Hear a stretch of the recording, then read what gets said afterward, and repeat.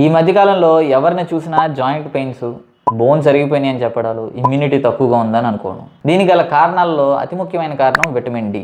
అందరి దృష్టి ఎక్కడి వరకు ఆగింది అని అంటే ఏం తినాలి, ఎప్పుడు తినాలి, ఎలా తినాలి, ఇక్కడతో ఆగిపోతున్నారు. విటమిన్ డి గురించి ఎంతమందికి ఎక్స్ప్లెయిన్ చేసినా, సన్లైట్లో మనం కూర్చోవడం వల్ల వచ్చే బెనిఫిట్ ఎంతమందికి చెప్తున్నా అర్థం కావట్లేదు.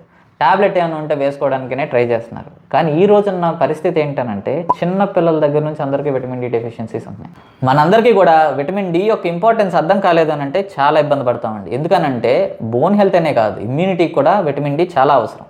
లాస్ట్ టైం కరోనా లాగా ఏదైనా సరే పాండమిక్ లాంటిది ఎఫెక్ట్ అయితే ఇప్పుడున్న పరిస్థితికి అయితే మాత్రం పిల్లలు కానీ మనం కానీ చాలా దారుణంగా ఎఫెక్ట్ అవుతాం. ఎందుకనంటే మన ఇమ్యూనిటీస్ స్ట్రాంగ్గా లేవు.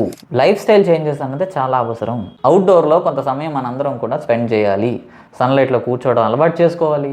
పిల్లలకు కూడా మనం అది అలవాటు చేయాలి. అట్లీస్ట్ సాటర్డే సండేస్ ఏమైనా టైం దొరుకుతున్నా, హాలిడేస్ రోజు టైం దొరుకుతున్నా ఖచ్చితంగా మనం సన్లైట్ తగిలేటట్టు కొంచెం సేపు కూర్చోవడం. ఒకవేళ డైలీ కుదురుతుందని అంటే కనుక 20 to 30 minutes కూర్చోవడానికి అయితే ట్రై చేయండి. అదే కనుక మీలో ఎవరికైనా మీకున్న బిజీ షెడ్యూల్ కానీ పిల్లలు కూడా పొద్దున్న వెళ్ళిపోతే రాత్రి కానీ రావట్లేదనే పరిస్థితులు ఉంటే అట్లీస్ట్ శని ఆదివారాలు ఏమైనా టైం దొరుకుతుందని అంటే ఒక 45 నిమిషాల పాటు అవుట్డోర్ సన్లైట్లో స్పెండ్ చేయడానికి ట్రై చేయండి. సన్లైట్ మన బాడీ మీద తగలడం వలన వైటమిన్ డి బాగుంటుంది. కళ్ళని ఐసైట్ రానివ్వకుండా ప్రొటెక్ట్ చేసుకోగలుగుతాం.